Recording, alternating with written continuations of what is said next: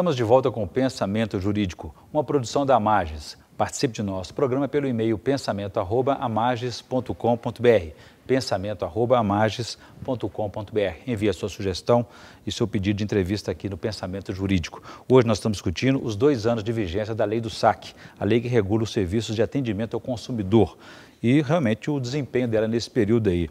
E vamos falar também sobre compras virtuais, as compras coletivas pela internet. O nosso entrevistado é o juiz Nilson de Pádua Ribeiro Júnior, que é do Juizado Especial das Relações de Consumo de Belo Horizonte. Doutor Nilson, então, voltando à questão que falamos no bloco anterior sobre a iniciativa do consumidor, quando insatisfeito com o serviço apresentado pela empresa, de procurar o PROCON e, quando se esgotar naturalmente, é que ele vai para a Justiça. Como é que é esse procedimento? Qual que é o encaminhamento que ele tem que fazer? Quando ele verifica que as suas solicitações junto ao serviço de atendimento ao consumidor, junto a empresas, não foram atingidas, cabe a ele a opção de ir para a via administrativa, que são os conhecidos PROCONs, aonde a empresa será chamada para debater o assunto ali colocado por ele e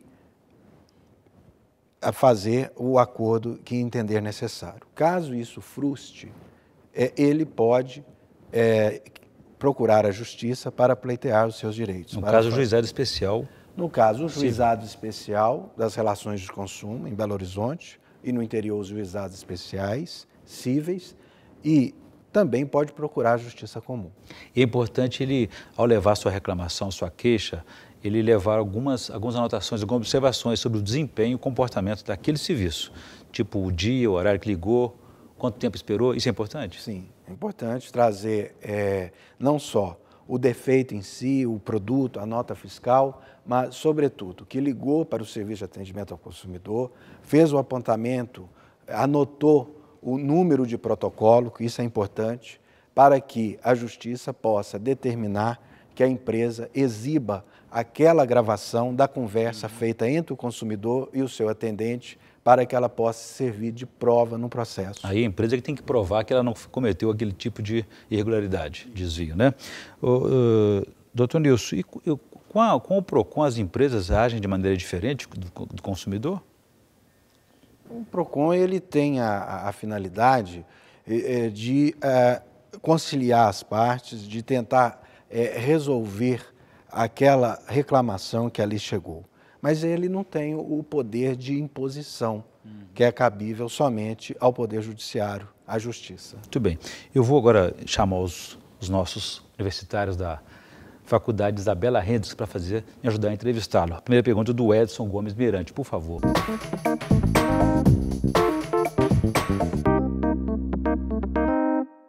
Quando a questão relativa ao descumprimento da lei SAC deve ser levada ao Judiciário? Edson, o descumprimento da lei ela pode vir num processo movido pelo próprio consumidor, em que ele vai se valer das conversas telefônicas realizadas entre ele e o atendente para demonstrar algum defeito na prestação do serviço. Ou através do encaminhamento do descumprimento da lei do SAC aos órgãos de fiscalização e proteção ao consumidor, quais sejam o Ministério Público e os PROCONs, para que possa ajuizar ações, sejam coletivas ou civis públicas, para a aplicação das penalidades previstas na lei. Em benefício de quem a multa de descumprimento da lei é aplicada?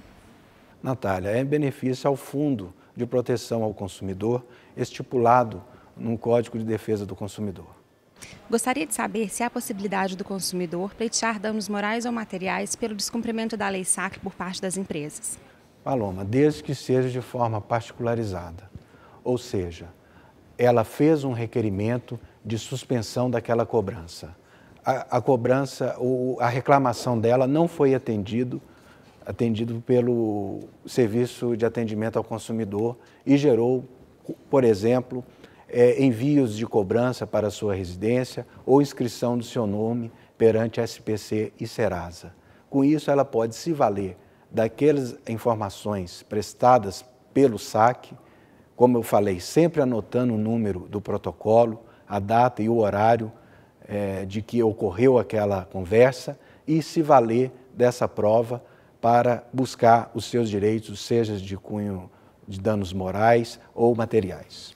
Ok, muito obrigado. Então, a participação dos estudantes da Faculdade Isabela Rentes, o Edson, a Natália e a Paloma pela participação. Agora, doutor Nilson, o senhor falou a respeito de recorrer ao judiciário, né, que é o juizado especial de consumo ou cível, onde não houver esse de relações de consumo.